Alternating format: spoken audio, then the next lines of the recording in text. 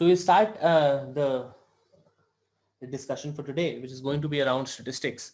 And this is an area of mathematics that deals with measurement.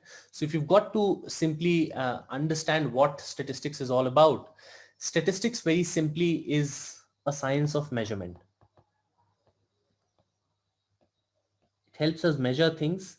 And as a result of that measurement, we are then able to use that knowledge to effectively study how things have behaved historically and then gather insights from that information so that we can make the decisions that we make in our future more relevant, more reliable.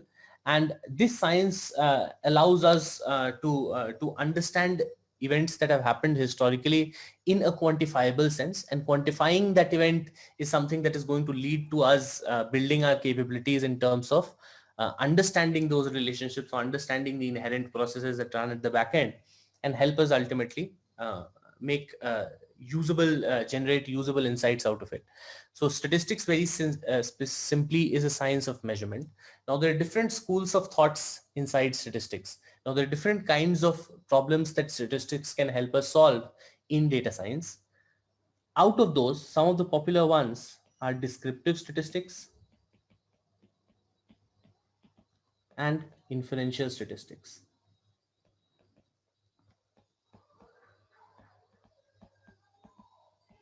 Now, descriptive statistics and inferential statistics are two ways in which we use statistical ideas to gather information. We'll first try and identify the differences between these two approaches. So how descriptive statistics is different from inferential statistics. To start off, we've got to first understand how descriptive statistics works in order to be able to find out the difference or how it's different from inferential statistics. So in order to do that, what we'll do is we'll think about a simple scenario. Let's say you've got some data around 10th graders in CBSE schools of Bangalore. So you've generated some data for about for all 10th graders in CBSE schools who are studying in Bangalore right now. And the data that you've generated is that you've generated marks across three subjects: physics, chemistry, and biology. So you've stored marks for all of these 10th graders across three subjects: physics, chemistry, and biology. If we want to use this information to understand how the 10th graders are doing in all the schools of Bangalore at this point in time, that is an idea that revolves around the concept of descriptive statistics. So descriptive statistics works on the principle of generating a sample of data,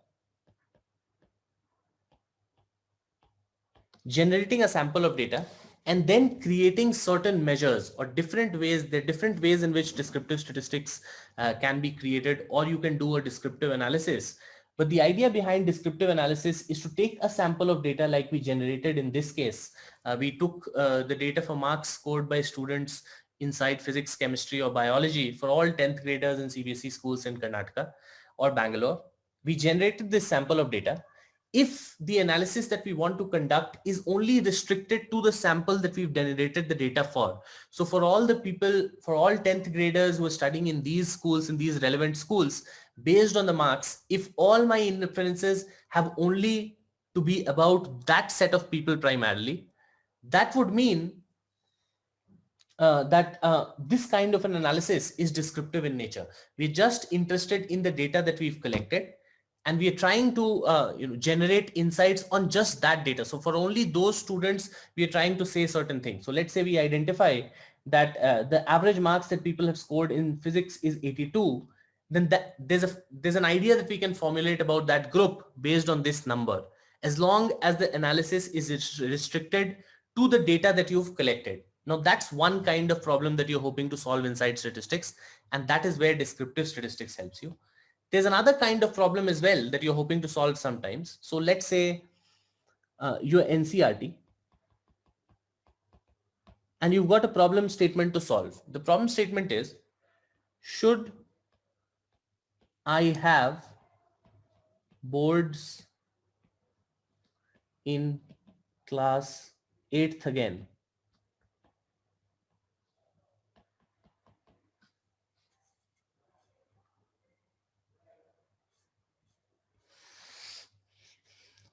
So the question is, NCRT is being tasked with this problem that they have to decide that for all the 8th graders in the country, should we have an additional board? So I think sometime back this was something that got introduced, and I think it went out again. I'm not so sure on the exact details of what it is right now, but let's say you want to discuss, you want to understand whether for all 8th graders in the country, we should have a additional board exams. Now, to make this decision, how would NCRT take this call? Now, if you think about the impact that this decision is going to make, the impact that is going to make is for all 8th graders in the country.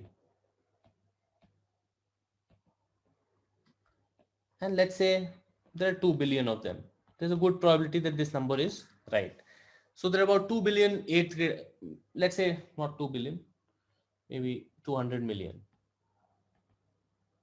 Let's say there are 200 million 8th graders in the country who are going to effectively get impacted by this decision.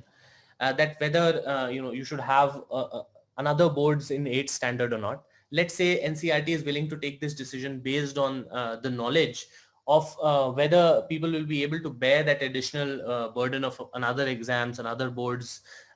Are people in the right state of mind to be involved in these kinds of programs? You're trying to make that decision, which means that you effectively need to understand the preferences of the entire 200 million people that you're hoping to find an answer for. You're trying to bring in a policy that is going to impact 200 million, which means that you fundamentally at the core, in true sense, you want to understand the preferences of all of those 200 million and be able to bring out a policy that works with all of those preferences. Now, if you think about this practically, how is NCRT going to achieve this task? In no practical scenario is it possible to actually reach out to all the 200 million people whom this policy is going to impact. If you actually tried to do that, the logistical nightmare that would create, it would be logistically infeasible. It would take insane amounts of money to actually reach out to that entire crowd to find out their preferences. So the problem statement is that you're trying to find the preference for a segment of a population for which you cannot collect the entire data. It's not feasible to collect the data for the entire population. In scenarios like that, the situation that it is that this is your population. Population is the entire set of people which is going to get impacted by the policy in question at this point. So the population is the entire 200 million kids. Now, you're saying that this is too large to collect data for, which means that I cannot possibly collect data for all the 200 million people who are going to get impacted for this. The way we solve this is what inferential statistics teaches us. Inferential statistics gives us a method of dealing with these kinds of problems. And that method goes like this. It says that you do not need to work on the entire data. It's not required to actually collect data for all the people who are going to get impacted as a result of this. What you need to do is you need to generate a smart sample. You say that you need to generate a smart indicative sample. This smart sample might only be 1% of the entire population or even lesser, let's say 0.01% of the total population that is going to get impacted as a result of this policy. So you say that you generate a smart sample which is indicative of the overall population, which has the characteristics of what the overall population is. So whatever the preferences of the entire 200 million were, try and generate a much smaller data set, one where you can collect the data, where it is feasible to collect the data, because for the population it's not feasible to collect that much data. So you collect data for a small segment or small part of that population, which means that this sample is something that has been drawn out of the population. You study the sample, you then go on and study the sample. We know that the sample is only a very small fraction of the population, which means that collecting this data will not be that much of a logistic challenge as it would have been for trying to collect data for the entire population. So you study this sample, then whatever inferences you generate, they can be generalized to the population. The idea here is you're saying that you can work on a small sample. So let's say 10,000 observations, and you can make comments about a much larger population. The population might have 1 million people. Inferences can be generalized for a larger crowd. You're studying a smaller crowd, but inferences can be generalized for a larger crowd using the idea of inferential statistics. So you see how descriptive statistics and inferential statistics are different from each other, because descriptive statistics would only study this sample. Whatever it would learn from that sample, it would apply that knowledge only to people belonging to that sample. It would never try and generalize its findings to a larger crowd. Whereas there are a lot of real scenarios where it's not possible to collect data for the entire population that you hope to collect the preferences for, in which case you do need methods which require knowledge of inferential statistics or inferential analysis, such that you're able to work with a much smaller crowd than the crowd that you actually got to make the policy or make the decision for, but you're able to understand the preferences of the entire population. So if there were some ways in which we could study much smaller populations and make conclusions about a much larger group, that'd be really cool, right? So that is how data science, or that is how inferential statistics would help us actually leverage the analysis that we are conducting for a smaller group, for a smaller sample, and use that to actually make inferences for a much larger crowd. And that is where the really real value comes in, because you're saving so much time, you're saving so much money and effort in terms of first collecting data. And as size of the data increases, your computational abilities will also be challenged. You'll need to put in more manpower, you'll need to put in more computation power, which means that it saves on all fronts, and yet it allows you to do analysis on a much larger crowd. Is this clear is this difference between inferential and descriptive statistics clear? I'd like to get a few yeses in the comments. If not gotten it, you've got a question, you put your question forward, but more or less, have you gotten a sense of what descriptive and inferential, how they're different from each other? Brilliant. That's good to see. Great. If you got any questions, you can keep putting your questions as well. As long as I can see those questions, I'll be helping you out with, answer those questions. All right. The Telegram link should work. Even if it does not work, do not worry about it. Even if it's expired, we'll be sharing a mail after the completion of this session today. In that mail, we'll share all these relevant links. You can join from there as well. So do not worry about the link if it is giving you a problem. If you haven't joined any of the groups, I think the LinkedIn page and the YouTube page, you should be able to join very easily. There you'll keep getting a lot of educational content. On LinkedIn, you'll get a lot of job postings relevant. So as soon as you get into the market, that'll be useful for you. So you can keep doing that. You just add those two. For the Telegram link, we'll share across a mail with you where you can join it directly from there. All right. So you say descriptive statistics is something that restricts its analysis to the sample that is working on.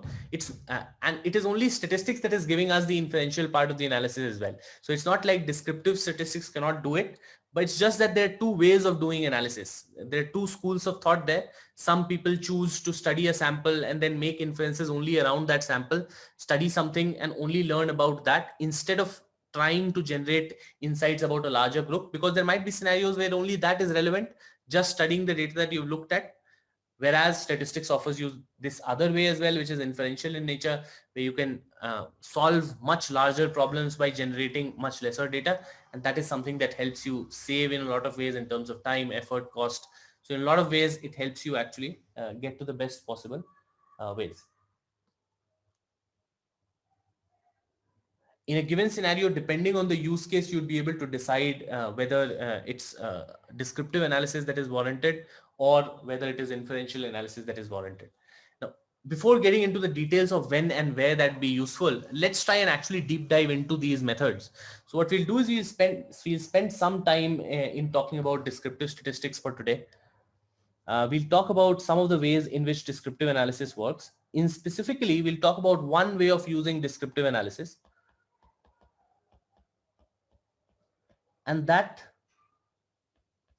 method is called summarization measures. So we'll discuss about certain measures, summary measures that can help you deal with data, deal with information that you're working on. And there are two large tenets under which this information summarization works. So summarization, as the word indicates, is basically looking at a large set of data and then trying to present it in a crisp way. There are numerical methods that allow us to do that. So try and present it in a crisp way so that when you're conveying that information onto the business side of the organization or onto any person who's willing to leverage the power in the data, you are able to maximize or generate most value out of it. So summarization allows you to sort of make your whole information crisp, bring out the core details of what a distribution or any data is trying to tell you. And we are going to try and study some of these summary measures. So there are two broad areas in which you can divide your summary measures. There's one area which is called measures for central tendency.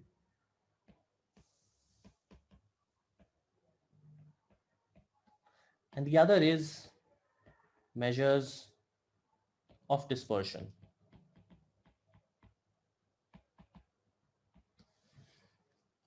So there are two kinds of, two ways in which you can discuss measures or try and build summary statistics. There's some measures for central tendency and there's some measures for dispersion. So we'll try and segregate between these two ideas. So what's central tendency and what's dispersion?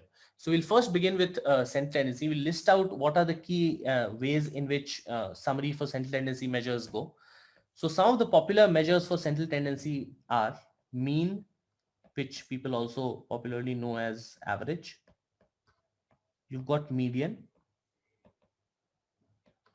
and you've got mode. Median is also often referred to as 50th percentile value. The mode happens to be the most frequent value, but these are some of the three popular measures for central tendency. We'll discuss each of these measures separately. We'll first talk about what central tendency is, and then we'll talk about these three ways in which you can measure central tendency. You've then got measures for dispersion, which start off at range. We then have something called interquartile range.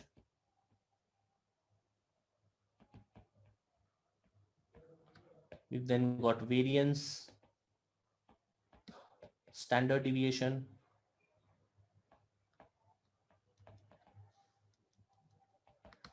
and mean absolute deviation.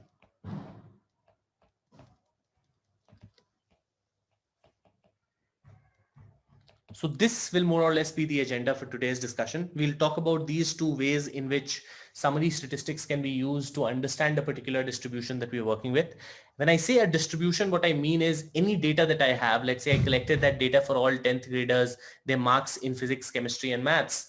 Now, each of these columns of information that I have for every student, I know what their marks were for physics, what their marks were for chemistry and biology. Now, when I collect each of these information points, each column in itself becomes a distribution. I'm going to treat it as a distribution, saying that based on that column of information that I have for what all the 8th graders scored in physics, I can understand their relative levels of knowledge in that particular subject. So every column of information that I store in any data set that is getting generated, each column can be called a distribution itself. Now we are trying to understand this distribution better, and we say there are two popular ways of understanding this distribution. You could either use measures for central tendency. Now what is central tendency? Central tendency, like the name indicates, is indicative of central behavior, how a particular distribution looks like generally. If I try and explain how this works out, so you think about a large crowd of people and you think about taxes, and let's talk about salaried people. And if you bring a crowd of people, say 50 people who are all working professionals, who are salaried employees under public or private organizations, and you think about what their preference would be around either increasing or decreasing taxes, What do you think? Everybody wants taxes to decrease, right? At least the salaried people who've got to give their taxes, who've no ways of circumventing the tax laws and everything, they want taxes to decrease, which means that if you bring in a crowd of 50 people and you try and understand what most of the people would sort of think, that is what central tendency indicates. So central tendency for a distribution. So when I've stored marks for, say, let's say there were 500 10th graders that I stored the marks for. If I've stored marks for 500 people, what's the general behavior? What do most of the people do like in physics? So when they're studying physics, how do most of the people, a large percentage of the crowd, how do they do? So that is what central tendency indicates. So central tendency is all about central or middle behavior. So what's the general sort of perception in that crowd? And with that context in mind, we are going to study the three measures for central tendency. But before we do that, what we'll do is we'll consider an example, and right through till the end, we are going to keep working on this example itself. Now the example is going to be straightforward. So what we have is a couple of classes. There are two classes. There's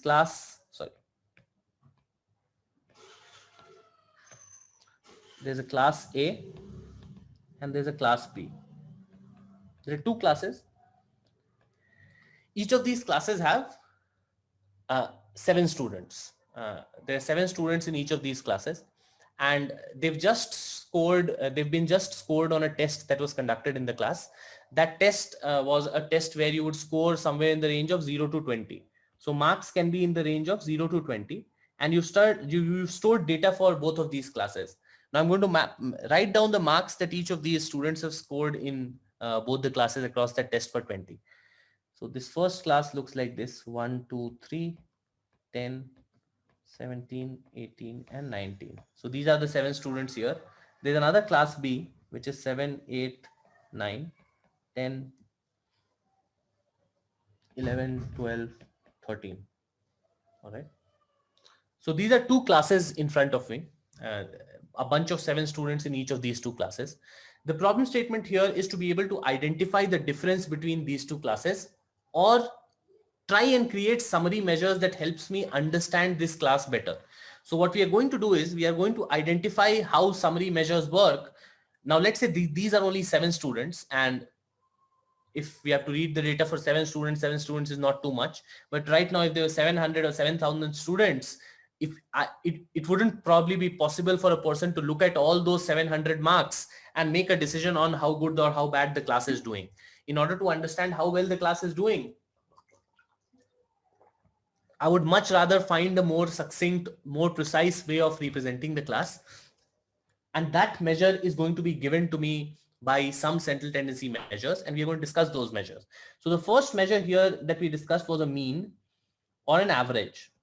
Now this is a statistical measure which simply calculates sigma xi by n, which is the sum of all students in the class divided by the total number of students in the class. Sum of all marks divided by the total number of marks. And this is a very popular way of representing any group of people.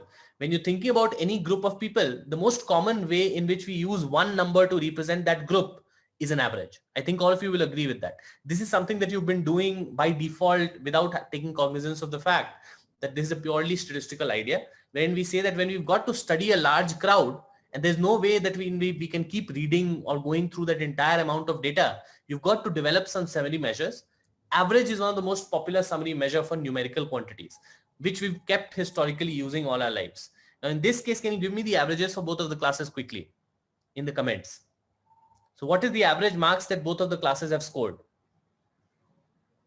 So mean is our first measure for central tendency. If we compute the mean for both of these classes, what's the mean for both of these classes? So I want to find out class A mean and class B mean.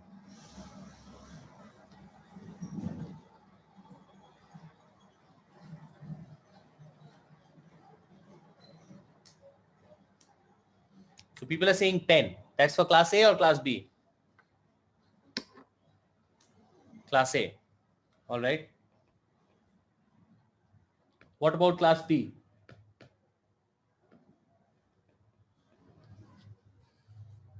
Somebody says class B is also 10. Do you agree with class B also being 10? Brilliant. So then class B is also 10. All right. So when we look at our first measure for central tendency, which is the mean or the average, we see that both class A and class B get the same central tendency measure. Now look at your classes and forget about statistics, forget about mathematics. Just answer a simple question. If you were to analyze the two classes, do you think both the classes are similar, or do you think both the classes are dissimilar in the kind of students that they have? So give me an answer between similar and dissimilar. What do you think both the classes are? From the looks of it, if I look at the central tendency measure, both of them give me 10, which would indicate that they are similar. But if I use my common sense, are these two classes similar or dissimilar? A lot of you are saying dissimilar. And I would agree, right? There's some of you who say similar, and probably that is something that is based on the idea of both of them giving you a mean of 10. But if you look at these two classes closely, class 1, if you look at class B, I would be happy to use 10 as a measure of what the class is doing on an average. See, when I try and use a measure 10, when I try and use a measure like average, I'm trying to say that centrally or more or less most of the people in this group behave like that average number. In class B, saying that makes sense because you're either getting a marks as less as 7 or as high as 13, but more or less the marks has is present within the value that is 10. So it's very close to the number 10, and therefore 10 in this case seems like a good indicator. Whereas if I look at class A, there are 3 people who've scored 1, 2 and 3. There are 3 others who've scored 17, 18 and 19. So there are 3 people who are way worse than the number 10, getting a marks 10 in the class. And there are 3 people who are way better than that number 10, which means that that number 10, I don't think is not a good indicator. Would you say that? The number 10 in case of class A isn't really a very good indicator, which means that mean is a good measure for central tendency. In class B, it seems like a very good measure because 10 is a very good number to describe what class B looks like. Most of the people in class B are very close to 10. But for class A, it does not seem to work out very well, which means that mean in itself is not complete. You've got to add a certain idea to an idea of central tendency, and that is the idea of dispersion. We'll get to that when we get to it, after we covered the ideas of central tendency. But the simple fact of the matter is that central tendency in some cases can be deceiving if they're used in a standalone way. If we're using central tendency alone to understand the distribution, it might not be the best strategy because it seems like in some cases it works, in some other cases it does not. Like in this case, for class A, the central tendency measure of 10, which we got from mean, seemed like a good measure, but for the other, does not seem like a good measure, but for class B, it looks like a good measure. So you've got to be careful when we're using measures of central tendency. Yes, it's good to summarize our value, and mean is a good way to summarize, but you've got to be careful in inferring from that result.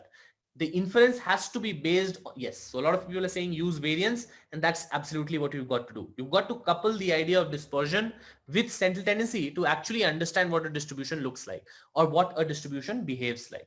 So that's the first measure. Let's go over to the second measure, which is the median. Now, what do we understand with median? Now, median is said to be the 50th percentile value. Now, percentile is something that is different from what we typically study up to 10th standard. By that time, we are comfortable with the idea of percent, but we are not very comfortable with the idea of percentile. When you actually start giving exams, nowadays, even engineering exams are publishing percentiles. If you go to management exams, most of them do publish percentile. So what is the idea of percentile? That is something that we want to understand first. So when I say that you gave an exam and you got 90 percentile versus you got 90%. If I say that you got 90% marks, that would indicate that if the test was scored at 100, max marks was 100, you scored 90. Whereas getting the 90th percentile marks indicates something else altogether. It says that let's say 100 people gave the test. If 100 people gave the test, you scored a marks that was greater than 90% of the people, greater than, and less than the next 10% of the people. So percentile basically puts your relative position in a sorted distribution of values. So when you get any set of numbers, you first sort it in an ascending fashion. Based on where you are in that particular distribution, it gets decided at what percentile value do you lie. Which means that percentile is an idea which is different from percent. Getting 95 percentile in CAT indicates that of all the aspirants who applied for the exam and wrote the exam, you were better than 95% of those people and you were worse than 5% of the other people. So that is what percentile indicates. So when coming back to the central tendency measure, that is median, median is basically your 50th percentile value, which means that this has to be the middle value of the distribution. So if you sort your distribution in an even way, so if you sort it out and you put it in ascending order, the point that lies in between, because that would mean 50% of the values are greater than it, 15%, 50% of the values are lesser than that number. So when we're able to establish that, that number which gets identified is called the median value. Let's find out the median for our two classes. Our two classes look like this: 1, 2, 3, 10, 17, 18, and 19. This is class A. Class B is 7, 8, 9, 10, 11, 12, 13. So thankfully, these are all sorted values. Now in this sorted value, how do we find the middle point? Now there are 7 numbers here. This point happens to be the middle value. In both the cases, we see that this point is the middle point. Why is it the middle point? Because there are 3 numbers to the left of it, 3 numbers to the right of it, which means that in a distribution like this, 10 lies at the middle value, and that middle value happens to become the median, which means that even the second measure that we created, so for numerical quantities, these are the 2 measures that we typically have. We either are able to compute the mean. Mean is simply sigma xi by n, which is addition of all numbers divided by the total number of numbers, which is also popularly known as average. Median happens to be the 50th percentile value or the middle value in the distribution. Now, these are 2 popular ways in which we deal with central tendency for numerical measures. The third quantity that we talked about was mode. Now, mode happens to be the most frequent value in a distribution. Distribution, or you could call it a column. Now, this is an idea that typically works with qualitative data. Now, what is qualitative data? Qualitative data is data that is stored as strings. So characters, alphabets. So columns like gender. Now, gender is a column which is a qualitative variable. So there are 2 possibilities, say male and female. So this is a categorical variable or qualitative data. Now, if I want, if I've stored the data for all 8th graders and I've also stored their genders, I would simply do a frequency count across the genders. So let's say there are 500 people, out of which there were 280 males and 220 females. I'll find out the class that occurs the most frequently. In this case, it's male. So there are more number of males as compared to females. So therefore, in this distribution, my mode is going to be male. So mode basically looks at categorical variables, variables that store different categories of data. Another example could be marital status. So let's say you're storing demographic data and you have information on marital status of people. And there are several options: single, married, divorced. And let's say you collected data for 1,000 people. Now, out of the 1,000 people, you would simply compute the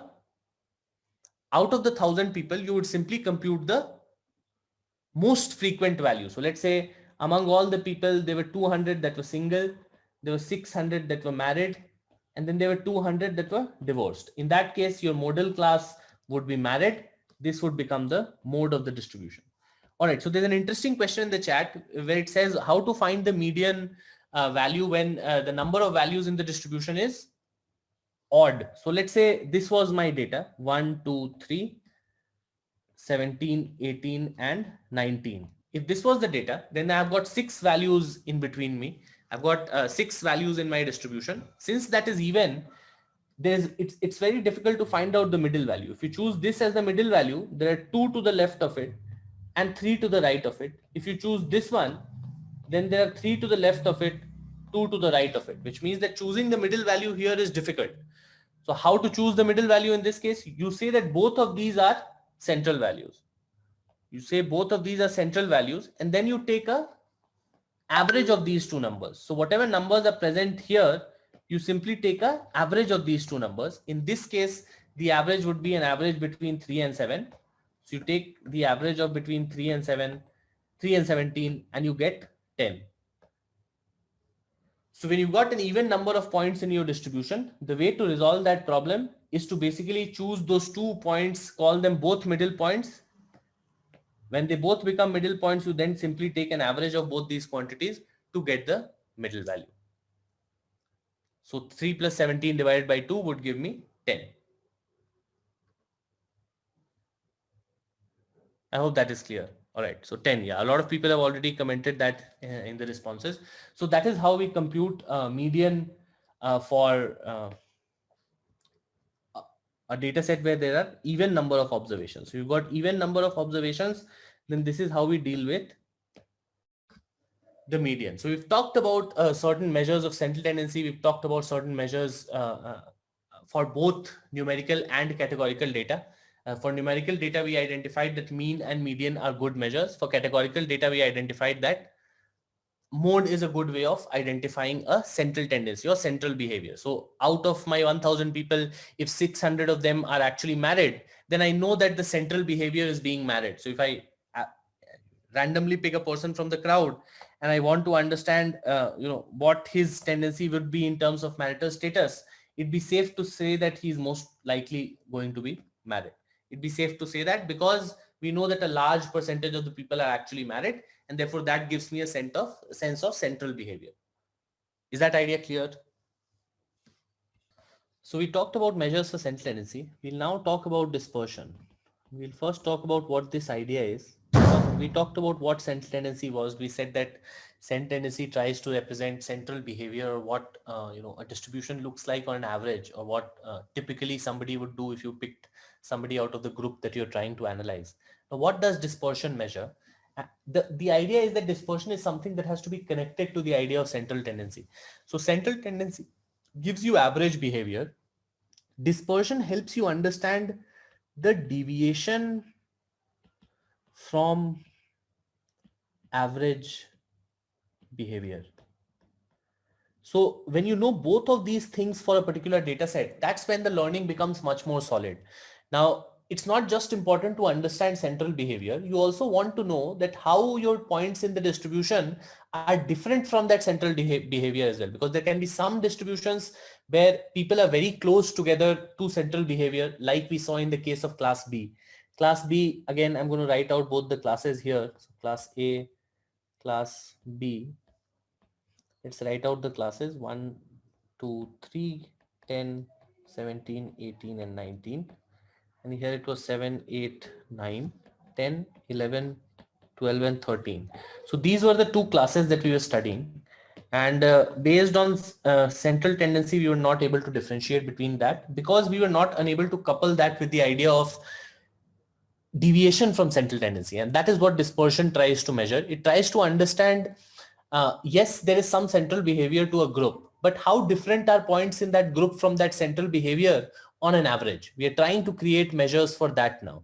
Now, the first measure that we know in that sense is range.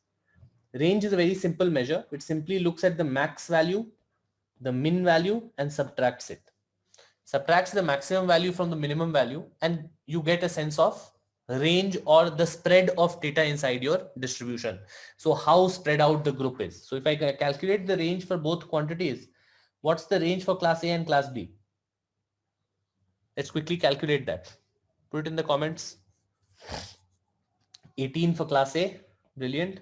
For A it's 18, that is 19 minus 1. For class B that happens to be 6. So we've got 13 minus 7. So that's the range for class B. So immediately this is the first place when we are able to differentiate between the two classes, when we couple the idea of central tendency and dispersion. So if you use central tendency in terms of mean or median, you get 10. When you add that idea to the idea of dispersion calculated with the help of range, we get a sense that, okay, class A has a higher range as compared to class B, and therefore class A has more spread out values as compared to class B. Let's not try to scribe on this. So there are people who are trying to write on this whiteboard. Let's try and avoid that. Okay, so based on range, what we're able to understand is that class A has a higher set of values that it sort of more spread out, more dispersed. So that is why we know class B is different from class A. The next measure that we're going to talk about is IQR, or interquartile range.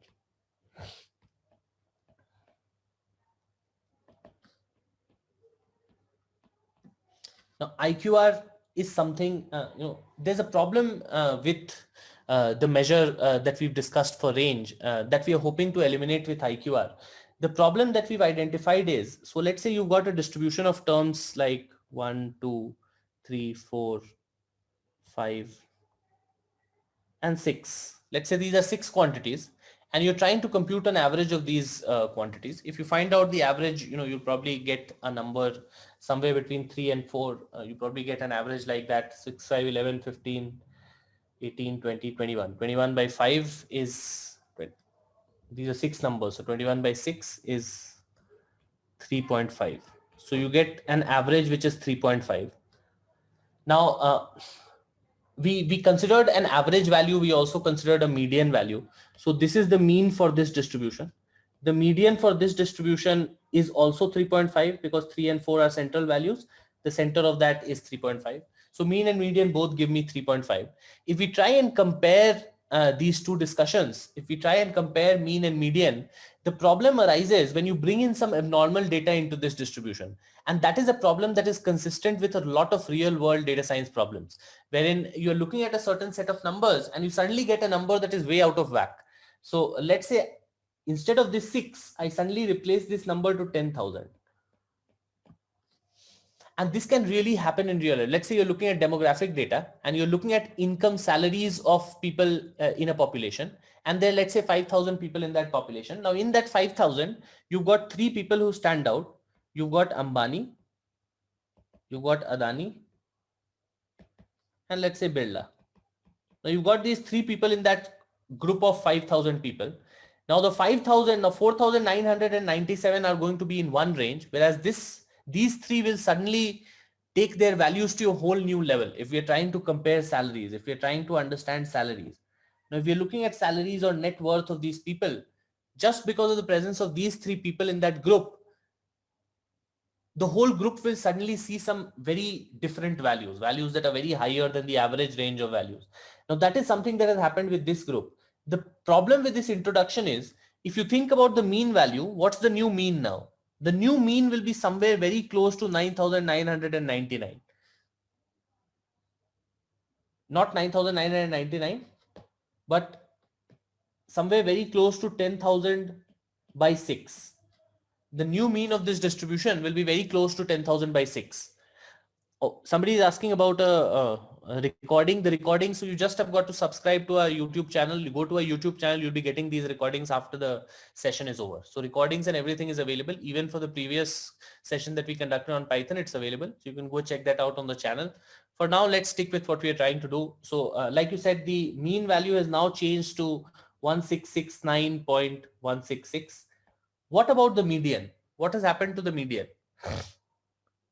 What's the median now as a result of this change?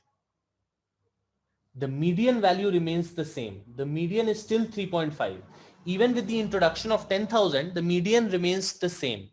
Now, this is where mean and median sort of differentiate between themselves. Mean is a measure that actually sums up all values and then divides it by the total number of values, which means that it will be sensitive to this kind of outrageous data. So when you get a sudden number that is way out of whack, way out of the general scale of the data, mean is a measure that will get impacted as a result of that, for the simple reason that it basically sums up all the values and then takes an average of that.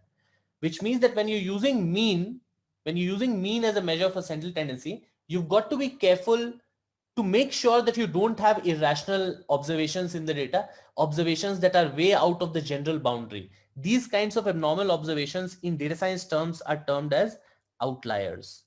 So we call them outliers. These are numbers that are either very high or very low, do not fit in the general range in which the values are present. And we are now learning that mean is a measure that is sensitive to outliers, whereas median is a measure which isn't.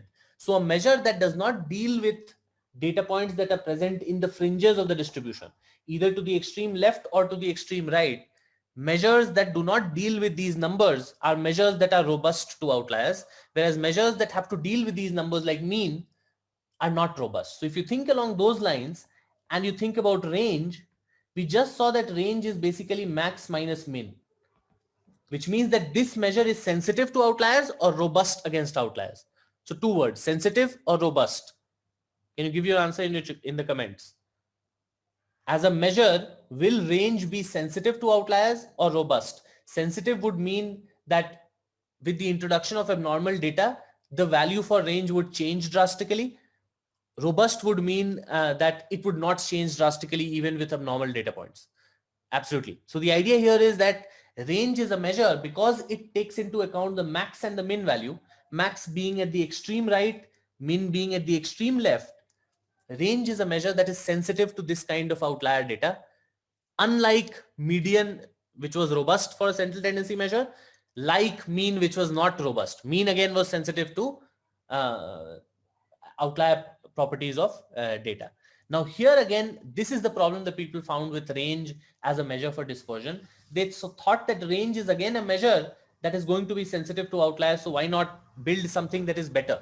And in that respect, they came up with the idea of IQR. What is IQR? IQR is defined as quantile 3 minus quantile 1.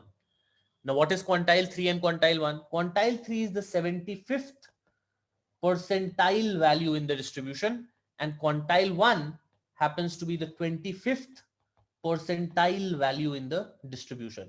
Keep in mind that this is not the percent but the percentile. Just like median is the 50th percentile value, we are interested in finding out the 75th and the 25th percentile value. Can we find that out for this distribution? How would we do that? We know that this is 50 percentile. So this is one half, this is one half. If we can break it into another half, we would get the 25th and the 75th percentile. So in this case, the 25th percentile is 2, the 75th percentile is 18. Similarly, here again, this is the 25th, this is the 27th. So this becomes Q1 and this becomes Q3. So IQR in both these cases can now again be calculated as 18 minus 2. So IQR for class A is 18 minus 2, that is 16. IQR for class B is 12 minus 8, that is 4. Absolutely, 16 and 4. So IQR is another measure. Now we are saying that this measure is more robust to outliers. How are we able to say that? We are able to say that because let's say this is a distribution, these lines indicating points in a distribution. Right now the problem was range was a measure that was using this minimum value and this maximum value. Now necessarily if there is any outlier in the data, that is going to fall either as a minimum or a maximum, because that is what outliers mean. They are present at the fringes of the distribution, either extreme right or extreme left. Therefore range was sensitive to outliers. What we've now done is, instead of picking the last and the first value, we're now picking the 25th percentile and the 75th percentile, meaning that this Q1 and this Q3, there are 25% values that are to the left of Q1 and there are 25% values that are to the right of Q3. Can I say that? Is that part clear? When we use IQR as a measure for dispersion, since we are considering the Q1 and the Q3 value, Q3 is the 75th percentile value, meaning that to the left of it, there are 75% values, which means that to the right of it, there are 25% values that are greater than Q3, and there are 25% values that are lesser than Q1. If I can make that statement, what I'm doing is, with this measure for dispersion, I am working with the middle 50%. And therefore, because the middle 50% can't necessarily be outliers, we say that this is a measure that is comparably much more robust to outliers. Do you understand the difference between IQR and range? How IQR is more robust against outliers? Is that part clear?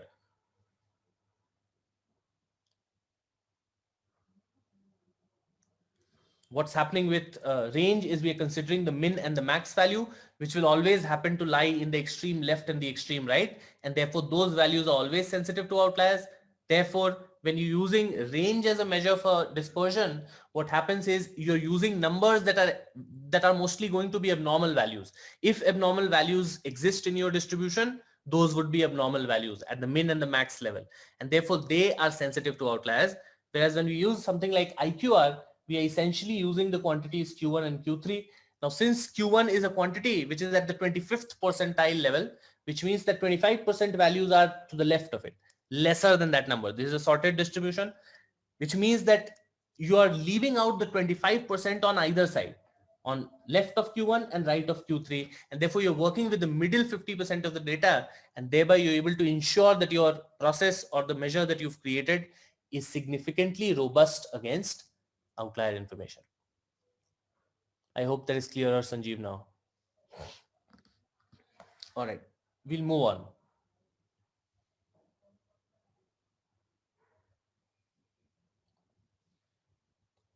The next measure for dispersion that we look at is variance. Now, in spite of having created things like IQR and range, we are able to get a sense of what dispersion, how dispersion can be measured in a distribution. But there's still some problems with that approach. The problem, one fundamental problem that people found is that at the end of the day, whether you're using range or IQR, you're choosing two numbers. In one case, you're choosing max and min. In the other case, in the IQR based approach, you're basically using Q3 and Q1. You're basically simply using two numbers to understand how spread out the data is. Whereas what we had hoped to achieve in the beginning was to be able to figure out a way such that we are able to understand difference from central tendency across all observations in the data, not a few or a couple of observations in the data. We were hoping to understand, or we were hoping to create a measure for deviation or spread with respect to all observations in the data. And that is what we are able to achieve through concepts like variance. So we'll now try and figure out the maths behind how variance is calculated. So let's take the first class as example. Let's say class B as an example. I'll ask you to compute standard deviation and variance for class A as an exercise. The class B was 7, 8, 9, 10, 11, 12, and 13. So we are going to study the process for computing variance. So it starts off at first computing the central tendency value. The central tendency value here was 10. The central tendency that we choose is mean. We compute the mean for the distribution. That's the first step. You then find out, let's call this Y. You then find out the deviation from central tendency for every observation. You find out how all observations in your data set are different from the central tendency value. How are these values different? 7, how different is 7 from 10? Minus 3, y minus x bar. This is minus 2, this is minus 1, 0, 1, 2, and 3. Now what is y minus x representative of? Y minus x bar being the mean, and yi minus x bar meaning how every point is different from the central tendency value, that is mean. This represents deviation. This represents deviation from central behavior. That is what it fundamentally represents.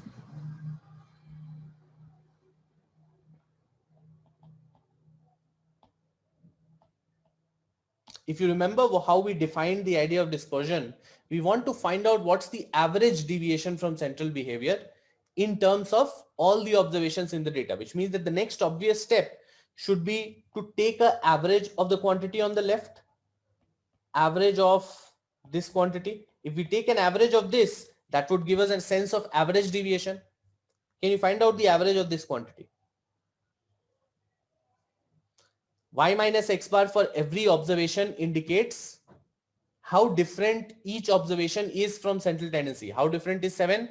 Minus 3. How different is 8? It's minus 2. Likewise, you compute for every observation in the data. You then want to find out an average sense of deviation. On an average, how different they are. Now, this is how each observation is different. How do you find an average of that? If you take an average of this column, that should give you that sense. But if you take an average, you realize that the average of this quantity happens to be 0. Brilliant. So a lot of you have calculated it. So it seems like the average of this quantity is 0. Now, if I use that as a measure for dispersion and I said that the average deviation is 0, would that be right? It wouldn't be. It wouldn't be right, because I know for a fact that there is deviation here, there is deviation here, there is deviation. There is only one unit which is not deviating from central tendency. So how can I say that the average deviation is 0? So therefore there is some problem with it. What's the problem? The problem is that the positive and negative signs are actually cancelling each other out. You have to see that. You say that 8 is different from 10, but when you calculate that difference, you say minus 2. 12 is also different from 10. When you calculate that difference, you say plus 2. When you add both of these, you say that the total difference is 0, which does not make sense because 8 is just as different from 10 as 12 is different from 10. They're both 2 units away. It's just that one is away to the left, one is away to the right. Now, unfortunately, our measure that we've created for deviation is interested in that positive and negative, and as a result of that, when they add these together, it sort of normalizes out a lot of deviation. Now that is something that we do not want, because 7 is just as different from 10 as 13 is. We don't want to treat them differently. So now when we take an average of these quantities, we've got to figure out a way such that the positives and the negatives do not cancel each other out. Do you get that point?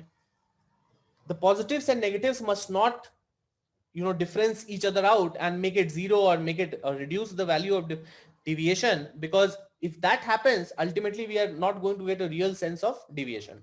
So now there could be multiple ways, and it's brilliant that two of you have pointed out the two popular ways of doing it. So there are two ways in which you can get out of this situation. You either take an absolute value of all of these numbers or you square all these numbers. So the one approach that you start off with is you do y minus x square.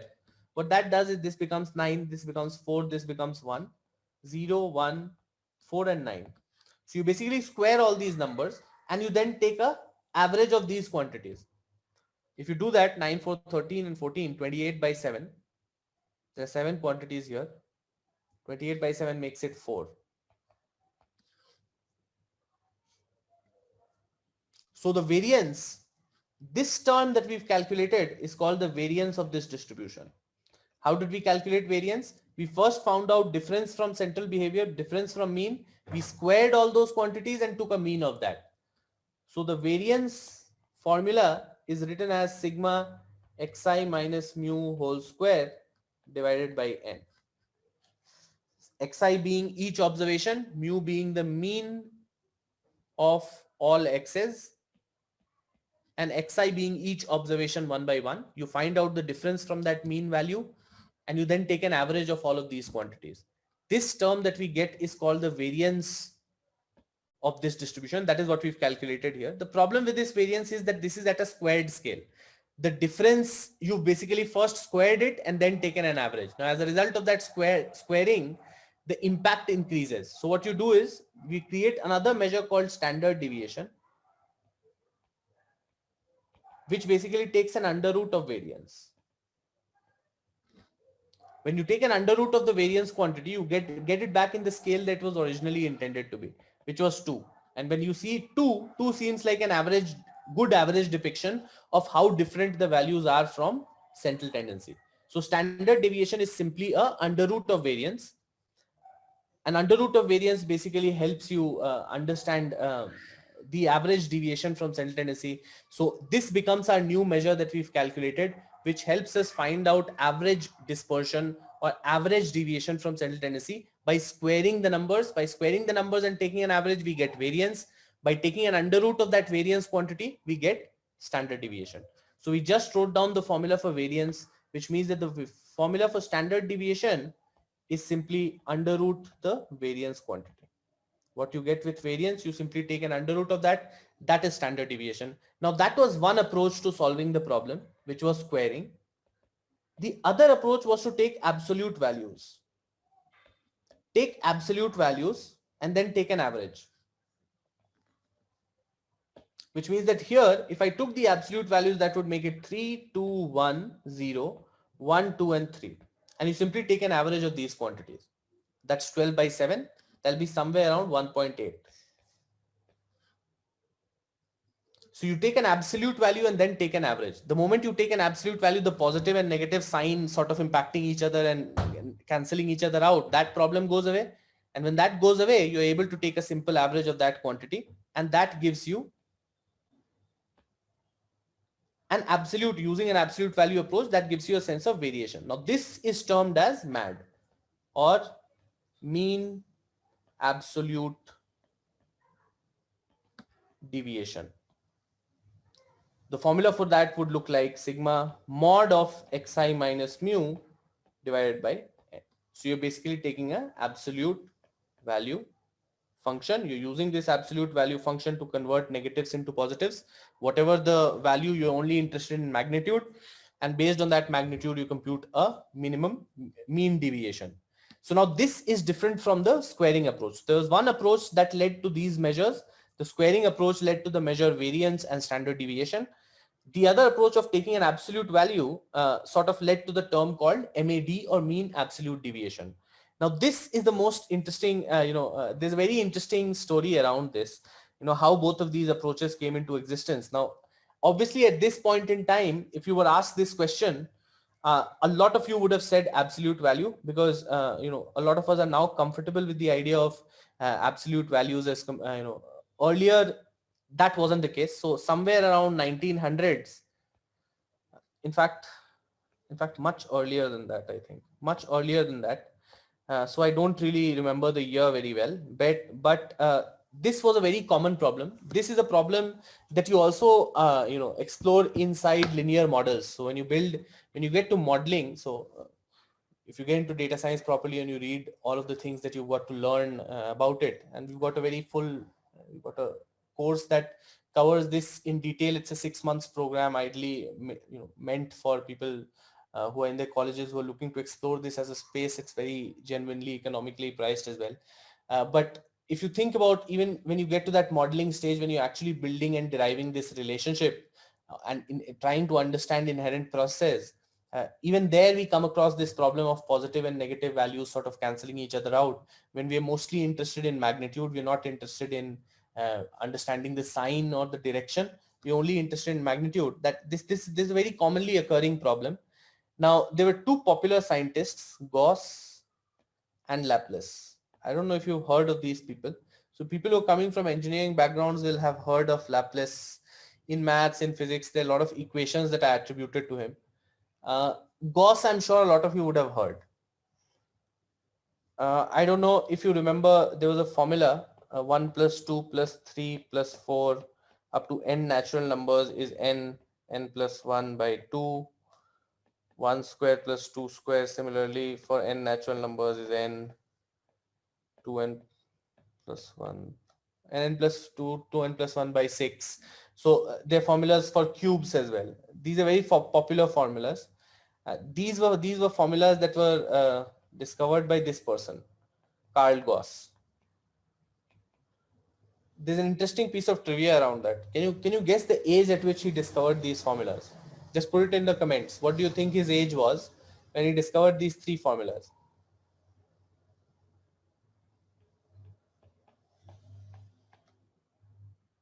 '40s, 15, whoa, 60 plus. Nice. 50, lot of, okay, all right. 1809. Are you sure that's the age that you want to call a person out on? But that's okay. 30s. All right. He actually discovered this at the ripe old age of 5 years.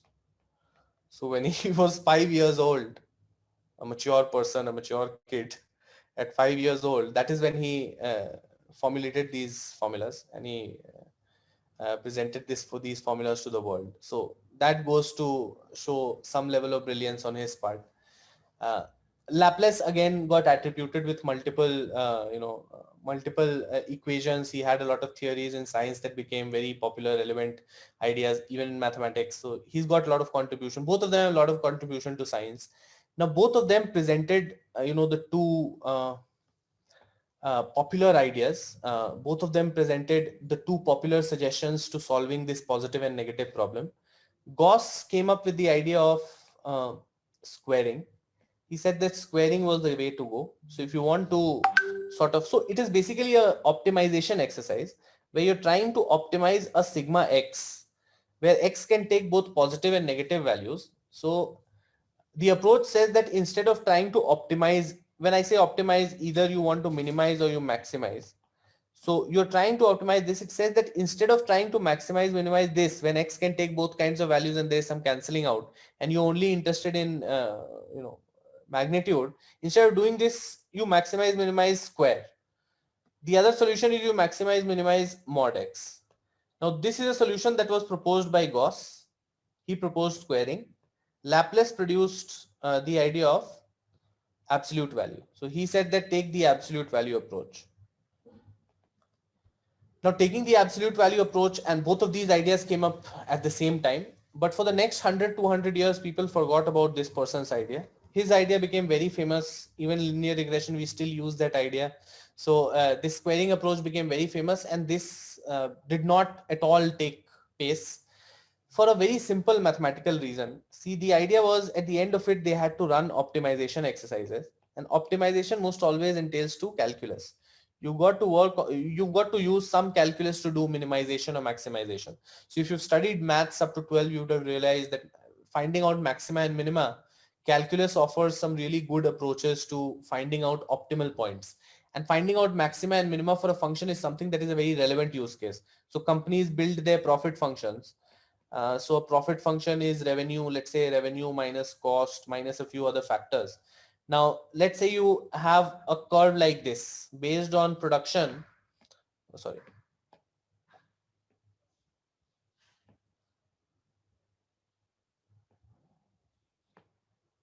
So based on your production level,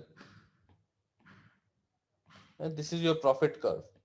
Now, being able to find out this maxima point and identifying that what's my maximum, what's the optimal level of, X naught or production that I must do to get the highest profit, maximize my profit. So solving a maxima minima problem is something that is very common to even data science situations.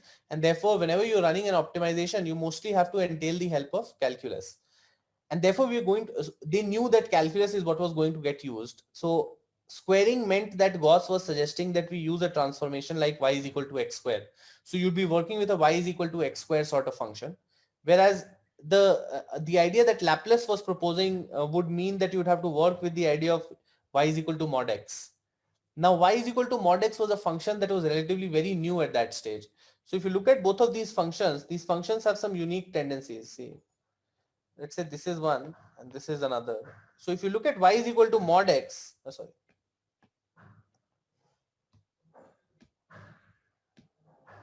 So if you look at y is equal to mod x,